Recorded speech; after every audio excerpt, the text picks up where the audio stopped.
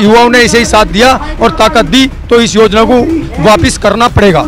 सरकार ने 2 करोड़ युवाओं को रोजगार देने का वादा करा था, ये 8 लाख भी रोजगार नहीं दे पाए। ये देश की सुरक्षा के लिए खिलवाड़ है, देश की संप्रभुता के लिए खिलवाड़ है, युवाओं के लिए धोखा है। तो पहले ऐसे व्यक्ति आदरणीय जयंत चौधरी होते हैं जो उसका विरोध करते हैं, लेकिन आदरणीय जयंत चौधरी ने किसान घाट पर बैठ के आधा घंटे का उपवास किया और इस आंदोलन को अहिंसात्मक तरीके से चलाने का आह्वान किया। सरकारी उपकरणों को नुकसान ना हो और आंदोलन सही दिशा में जाए।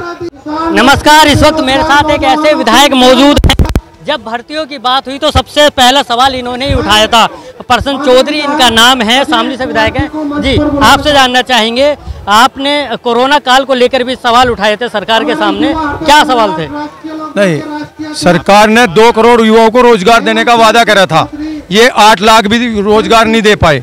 कोरोना काल में कोई भर्ती नहीं हुई, 3 साल यूं ही निकाल दिए और अब इन्होंने भर्ती निकाली है। ये है कि जुमला है, एक 4 दिन की चांदनी दिखा के इन युवाओं को धोखा दिया गया है। अच्छा, अब क्या लग रहा है, जैसे कि अब आंकड़ों के हिसाब से बात करें, अभी मंच पे भी हमने सुना कि 4 साल की नौकरी है, लेकिन तीनों फॉर्मेट में है। पहले एक ही फॉर्मेट में लगभग 60,000 लोगों की भर्ती हुआ करती थी, लेकिन अब 15,000 के आसपास के आंकड़े जो आप लोग आपस में बातचीत कर रहे हैं, इस पर क्या कहें? ये देश की सुरक्षा के लिए खिलवाड़ है, देश की संप्रभुता के लिए खिलवाड़ है, युवाओं के लिए धोखा है। उस माँ के साथ धोखा है जो 3 बजे उसमें बच्चे को एक्सरसाइज करने के लिए उठाती है और ये कहती है बेटे एक्सरसाइज कर ले, देश की सेवा में तुझे लगना है। आज की अगर बात करें, शामली से शुरुआत हो रही है अग्निपथ योजना के विरोध में। पहली यहाँ पर महापंचायत है, क्या लग रहा है कि लगभग कितने नौजवान इससे आकर्षित होने वाले हैं? देखो, इस जो आंदोलन अग्निपथ के विरोध में चला ये भ्रमित हो गया था, लेकिन आदरणीय जयंत चौधरी ने किसान घाट पर बैठ के आधा घंटे का उपवास किया और इस आंदोलन को अहिंसात्मक तरीके से चलाने का आह्वान किया। अब आज इस मीटिंग में पहुंचने का, युवा पंचायत पहुंचने का यही मकसद है कि इसे दिशा मिले और ये अहिंसात्मक दिशा हो और ये भ्रमित ना हो, सरकारी उपकरणों को नुकसान ना हो और आंदोलन सही दिशा में जाए।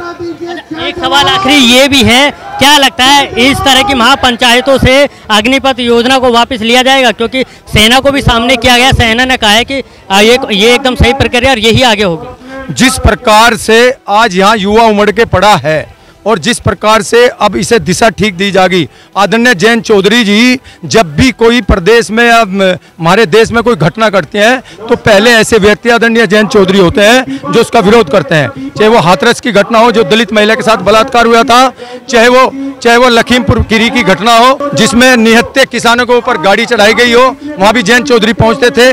चाहे वो सहारनपुर की ऐसी घटना हो जिस पर निर्दोष लोगों पर बुलडोजर चलाया गया, वहाँ भी उनके विधायक पहुँचते थे।